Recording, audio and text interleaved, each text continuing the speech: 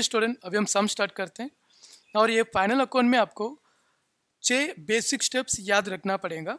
तो एक बार ये 6 बेसिक स्टेप हो जाते हैं तो फिर हम उसके बाद पोस्टिंग करेंगे, फिर एडजस्टमेंट करके सम खत्म हो जाएगा। ओके स्टूडेंट, चलो what are all the basic steps? It's very simple. Basic step number 1 is, यहाँ पर ट्रेडिंग अकाउंट के डेबिट साइड में आपको लिखना पड़ेगा कि टू ओपनिंग स्टॉक।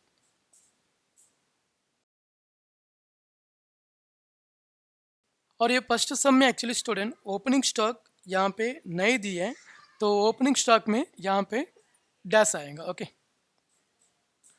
तो ओपनिंग स्टॉक यहाँ पे नहीं दिया है तो यहाँ पे हम क्या लिखेंगे स्टूडेंट? डैश। फिर उसके बाद basic step number 2 is to purchases. Okay, तो यहाँ पे आएगा टू परचेसेस, और परचेसेस का जो अमाउंट है स्टूडेंट वो यहाँ पे दिया है ऊपर से फोर्थ वन 85,500। ओके, सो परचेसेस का अमाउंट 85,500, लेकिन हम वो इनर कॉलम में लिखेंगे क्योंकि यहाँ पर परचेस रिटर्न करके भी कुछ था, तो परचेस रिटर्न हमें क्रेडिट बैलेंस में मिलेगा। लास्ट में परचेस रिटर्न 2000 वो हमें यहाँ पर माइनस करना पड़ेगा। ओके, तो परचेस से परचेस रिटर्न को हमें माइनस करना पड़ेगा। So minus return minus 2000 rupees. अगर मैं ये माइनस किया तो फिर इसका आंसर आएगा 83,500।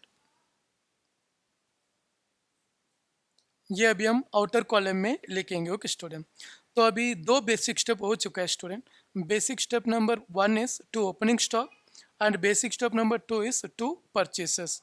फिर हमारा बेसिक स्टेप नंबर 3 जो है वो ट्रेडिंग अकाउंट के क्रेडिट साइड में हम लिखेंगे कि by sales,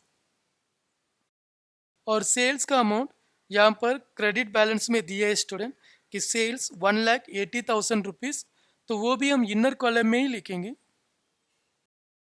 student inner column में मैं इसलिए लिख रहा हूँ कि सेल्स रिटर्न भी दिया है तो हमें वो भी सेल्स में से माइनस करना पड़ेगा, इसीलिए तो यहाँ पर डेबिट बैलेंस में सेल्स रिटर्न 2,200 करके दिए है स्टूडेंट, तो वो हम यहाँ से माइनस करेंगे, माइनस रिटर्न 2,200। फिर ये माइनस हो गया तो 1,80,000 में से अगर 2,200 माइनस हो गया तो फिर 1,77,800 आएगा, वो हम यहाँ पे आउटर कॉलम में लिखेंगे। ओके स्टूडेंट, अच्छा अभी हमारा 3 बेसिक स्टेप्स हो गए स्टूडेंट। में टोटल 6 बताया था, उसमें से 3 अभी हो चुका है। क्या क्या एक बार रिपीट करेंगे स्टूडेंट? कि टू ओपनिंग स्टॉक, फिर to purchases, then by sales. Okay, फिर इसके बाद हम सीधा कैपिटल अकाउंट में आएंगे, और कैपिटल अकाउंट में आके हम क्रेडिट साइड में लिखेंगे कि बाय बैलेंस ब्रेक डाउन। फिर फर्स्ट कॉलम जो है अमित भाई एंड सेकंड कॉलम जो नरेंद्र भाई, उन दोनों में अमाउंट हमें क्रेडिट बैलेंस से मिलेगा। ओके, अभी देखिए आप क्रेडिट बैलेंस में कैपिटल अकाउंट अमित भाई 3,50,000 और नरेंद्र भाई 3 लाख करके दिया है, वो दोनों हमें यहाँ पे लिखना पड़ेगा। अमित भाई में 3,50,000 और नरेंद्र भाई में 3 लाख। ओके, ये अमाउंट एक्चुअली क्वेश्चन में दिया जाता है, वही हमें लिखना पड़ता है। ओके स्टूडेंट, ठीक है, अभी 4 बेसिक स्टेप हो चुका है। And the fifth one is, यहाँ पर डेबिट साइड में पार्टनर्स कैपिटल अकाउंट के डेबिट साइड में हम लिखेंगे कि टू ड्राइंग्स, और ये ड्राइंग्स का जो अमाउंट है वो हमें क्वेश्चन से मिलेगा। तो एक्चुअली यहाँ पर डेबिट बैलेंस में देखिए स्टूडेंट ड्राइंग्स करके दिए हैं, तो वहाँ पर अमित भाई 2,400 करके दिए हैं, तो यहाँ पर अमित में 2,400 आएगा। फिर उसके बाद नरेंद्र भाई में 3,200 करके दिए है, तो यहाँ पे नरेंद्र में आएगा 3,200। ओके, सो अमित में 2,400 और नरेंद्र में 3,200। ठीक है, फिर ये ड्राइंग्स हो गया स्टूडेंट। अभी हमारा बेसिक स्टेप नंबर 5 तक हो चुका है। फिर last basic step liability side में आके आपको लिखना पड़ेगा कि कैपिटल अकाउंट, फिर इसे अंडरलाइन करके फिर वो दोनों पार्टनर का नाम लिखना पड़ेगा। तो अमित भाई, नरेंद्र भाई,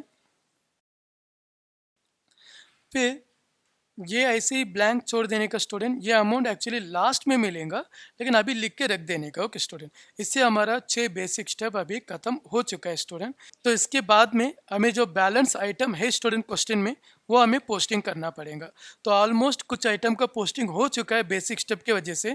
फिर जो बैलेंस है वो भी अभी हम एक एक करके पोस्टिंग करेंगे। ओके स्टूडेंट, चलो देखते हैं। अभी स्टार्टिंग में जो प्लांट एंड मशीनरी दिए है ना स्टूडेंट, वो असेट साइड में जाएगा। तो असेट साइड में आप लिखिए कि प्लांट एंड मशीनरी, और प्लांट एंड मशीनरी में कुछ टिक मार्क नहीं है, तो प्लांट एंड मशीनरी का जो अमाउंट दिया है 2,80,000, ये सीधा आउटर कॉलम में जाएगा। फिर प्लांट एंड मशीनरी के बाद फैक्ट्री बिल्डिंग, ये भी असेट साइड में ही आएगा, और फैक्ट्री बिल्डिंग का अमाउंट 75,000 करके दिया है, लेकिन उसमें टिक मार्क है स्टूडेंट, तो इनर कॉलम में लिखिए और ये एक लाइन छोड़ के अंडरलाइन कीजिए, ताकि जब वो एडजस्टमेंट आएगा तो वो डेप्रिसिएशन हम यहाँ पे चार्ज कर लेंगे। ओके स्टूडेंट, चलो उसके बाद सन्ड्री डेटर्स, ये भी असेट साइड में ही आएगा, और सन्ड्री डेटर का अमाउंट यहाँ पर दिया है कि 28,700, लेकिन उसमें दो टिक मार्क हैं, तो अभी हम 3 लाइन छोड़ के अंडरलाइन करेंगे। ओके स्टूडेंट, ये एक टिक मार्क रहेगा तो एक ही लाइन छोड़ने का, लेकिन 2 रहेगा तो 3 लाइन छोड़ना पड़ेगा आपको, और 3 टिक मार्क रहेगा तो 5 लाइन छोड़ना पड़ेगा। ओके स्टूडेंट, ऐसा ठीक है। उसके बाद परचेसेस दिया है स्टूडेंट, वो तो हमारा बेसिक स्टेप नंबर 2 में आ चुका है, तो वो अभी हो गया। फिर उसके बाद बैड डेट्स, ये जो बैड डेट्स है ना स्टूडेंट, ये प्रॉफिट एंड लॉस अकाउंट में आएगा, तो आपको प्रॉफिट एंड लॉस अकाउंट में एक्चुअली लिखना पड़ेगा कि 2 बैड डेट्स, लेकिन ये इनर कॉलम में लिखो स्टूडेंट।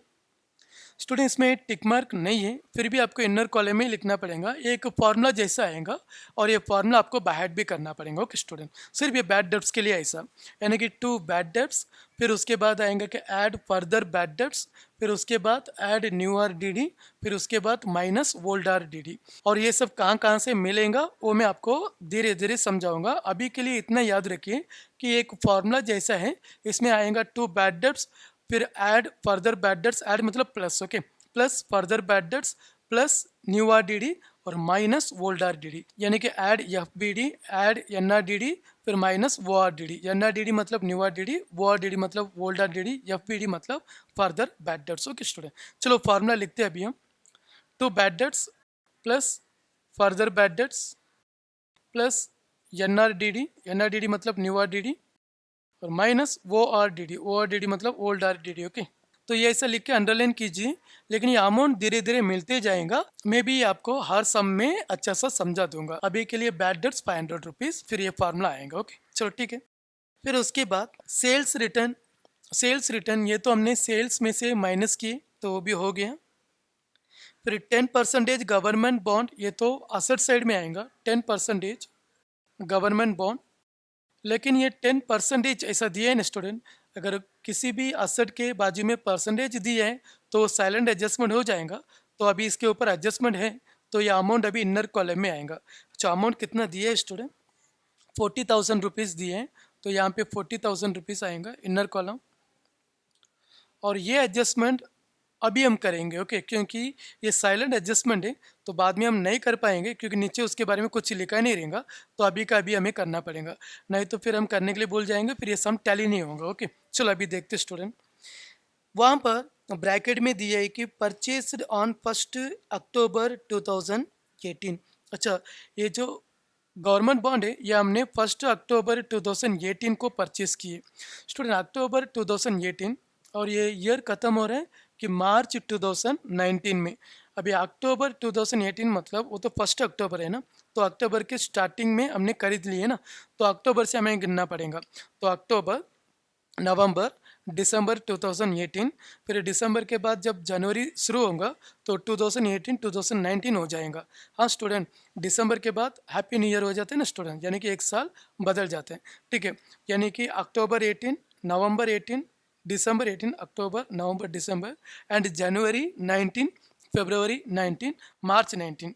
ओके स्टूडेंट, यानी कि ये गवर्नमेंट बॉन्ड खरीद के या गवर्नमेंट बॉन्ड में इन्वेस्टमेंट करके हमें 6 महीने हो रहे हैं, तो 6 महीने के लिए इसके ऊपर हम 10% चार्ज करेंगे। सिंपल, हमने एक गवर्नमेंट बॉन्ड 1 अक्टूबर 2018 को खरीद लिए और खरीद के अभी 6 महीने हो गया, तो 6 महीने में हमें कितना इनकम मिला रहेगा वो हमें कैलकुलेट करके इसमें ऐड करना पड़ेगा, क्योंकि हम इन्वेस्ट किए ना स्टूडेंट, तो उसमें से हमें पैसा मिलेगा ना, वो हमें ऐसा ऐड करना पड़ता है। ओके स्टूडेंट, तो ये वर्किंग नोट भी ध्यान दीजिए student. Working note number 1,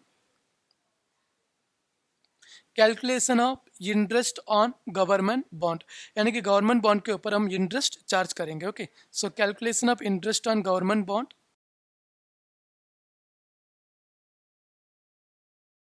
okay, calculation of interest on government bond. Okay, government bond का amount 40,000 rupees it is given in the question. और ये 40,000 के ऊपर मैंने बोला था कि 10% चार्ज करो। एक्चुअली मैंने नहीं बोला स्टूडेंट, क्वेश्चन में दिया है कि वो 10% गवर्नमेंट बॉन्ड है, तो 10% इंटरेस्ट चार्ज करेंगे। लेकिन ये गवर्नमेंट बॉन्ड्स खरीद के ज़्यादा दिन नहीं हुआ, 1 अक्टूबर से ही हमने लिए, तो अक्टूबर से ये ईयर एंडिंग तक अगर हम देखेंगे ना, तो 6 महीने हो रहे हैं, तो 6 महीने के लिए इंटरेस्ट मिलेगा, तो 6 मंथ। 6 मंथ मतलब 6/12, क्योंकि एक साल में 12 महीने होते हैं ना स्टूडेंट, तो 6/12। ओके, अगर इसे हम कैलकुलेट किए तो 6 1 ज़ार 6 2 ज़ार 0 0 0 0 कैंसिल, एंड 2 1 ज़ार 2 2 ज़ार 0 0 0, यानी कि 2,000 रुपीज़ इंटरेस्ट हमें मिलना चाहिए। तो ये 2,000 रुपीज़ को अभी हमें यहाँ पे ऐड करना पड़ेगा, क्योंकि इन्वेस्टमेंट करके 6 महीने हो गया, गवर्नमेंट से वो पैसा अभी हमें बाद में मिल जाएगा बॉन्ड के ऊपर इंटरेस्ट। लेकिन अभी हमें यहाँ पर ये साल जो ख़त्म हो रहे हैं ना, तो ये साल में 6 महीने तक हमने इन्वेस्टमेंट करके उसमें से आने वाला इनकम अभी हमें दिखाना पड़ेगा, क्योंकि वो इनकम ये साल का है, क्योंकि अक्टूबर से 1 अक्टूबर 2018 से 31 मार्च 2019 तक का इनकम अभी हमें दिखाना पड़ेगा, क्योंकि वो ये साल का है। Student, that interest is pertaining to this year, so we need to show it year. Okay, तो उसे हमें यहाँ पे दिखाना ही पड़ेगा। अच्छा, ये इंटरेस्ट अभी का है 2,000 रुपीज़, ये साल का, ये 6 महीने का इनकम है, तो यही साल में हमें उसको दिखाना पड़ेगा, और दिखाने के बाद जो भी हिसाब किताब होगा उसी के ऊपर हमें टैक्स गवर्नमेंट को भरना पड़ेगा, यानी कि प्रॉफिट या लॉस के ऊपर। ओके स्टूडेंट, चलो मैं कुछ ज़्यादा ही समझा रहा हूँ student, it's very simple. Government bond खरीद के 6 महीने हो रहे हैं, तो 6 महीने के लिए हमने चार्ज करके देखे तो 2,000 रुपीज़ मिला, तो ये 2,000 रुपीज़ अभी हमें यहाँ पे ऐड करना पड़ेगा, ऐड इंटरेस्ट। ये इंटरेस्ट अभी तक नहीं मिला, फिर भी ये साल का इनकम है, तो यही साल में हम दिखाएंगे। ओके स्टूडेंट, तो यहाँ पर ऐड इंटरेस्ट। लेकिन ये इंटरेस्ट हमें कहाँ से मिला? वर्किंग नोट नंबर 1 से मिला, तो हम ब्रैकेट में लिखेंगे कि वर्किंग नोट नंबर 1, और अमाउंट इज 2,000 रुपीज़, तो ये 2,000 रुपीज़ में ऐड करूँगा, ताकि ये हो जाएगा 42,000 रुपीज़। 6 महीने पहले जो हमने 40,000 में खरीदे थे, वो बॉन्ड का वैल्यू अभी 40,000 नहीं है, वो 6 महीने के बाद अभी वो इंटरेस्ट ऐड होकर उसका वैल्यू अभी 42,000 हो चुका है स्टूडेंट। ओके, सो ठीक है, लेकिन मैंने बोला था कि ये एडजस्टमेंट है, तो इसका दूसरा इफेक्ट यहाँ पे आएगा स्टूडेंट, कि प्रॉफिट एंड लॉस अकाउंट के क्रेडिट साइड में हम लिखेंगे कि bye interest on government bond, by interest on government bond, और अमाउंट कितना 2,000 रुपीज़, तो ये 2,000 रुपीज़ हम यहाँ पे लिखेंगे। ओके, अच्छा, ये क्यों अभी प्रॉफिट एंड लॉस अकाउंट के क्रेडिट साइड में आया? इट्स वेरी सिंपल स्टूडेंट, ये हमने इन्वेस्ट किए, तो उसके ऊपर जो इंटरेस्ट मिलेगा वो हमारे लिए इनकम है, तो इनकम एंड गेन्स यहाँ पे आएगा क्रेडिट साइड में, एंड ये expenses and losses debit side में आएगा। तो ये हमारा इन्वेस्टमेंट है, उसके ऊपर मिलने वाला पैसा हमारे लिए गेन है, तो हमने यहाँ पे लिखे कि profit and loss account credit side में। ओके स्टूडेंट, चलो ठीक है, फिर उसके बाद इम्पोर्ट ड्यूटी 1,800 रुपीज़, ये तो एक्चुअली ट्रेडिंग अकाउंट में जाएगा, so to import duty 1,800 outer column. फिर उसके बाद legal charges actually profit and loss account में आएगा, सो टू लीगल चार्जेस, और लीगल चार्जेस का अमाउंट 2,000 करके दिया है स्टूडेंट, ये आउटर कॉलम में जाएगा। फिर मोटिव पावर 12,000 रुपीज़, ये जो मोटिव पावर है ये ट्रेडिंग अकाउंट में आएगा student, to motive power 12,000 rupees in the outer column. फिर मोटिव पावर के बाद वेयरहाउस रेंट 1,800, ये प्रॉफिट एंड लॉस अकाउंट में आएगा, to warehouse rent. And the amount is 1800 in the outer column, क्योंकि उसमें टिक मार्क नहीं है। टिक मार्क रहेगा तो एडजस्टमेंट है, टिक मार्क नहीं रहेगा तो एडजस्टमेंट नहीं है स्टूडेंट। ओके, फिर cash in and cash at bank, ये दोनों भी एसेट साइड में जाएगा। तो cash in and 20,000 and cash at bank 70,000। Okay,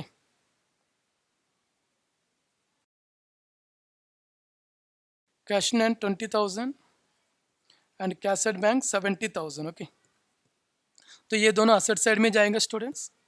फिर उसके बाद advertisement for 2 years with effect from 1 जनवरी 2019। अच्छा, ये जो एडवर्टाइजमेंट है स्टूडेंट, ये प्रॉफिट एंड लॉस अकाउंट में आएगा टू एडवर्टाइजमेंट।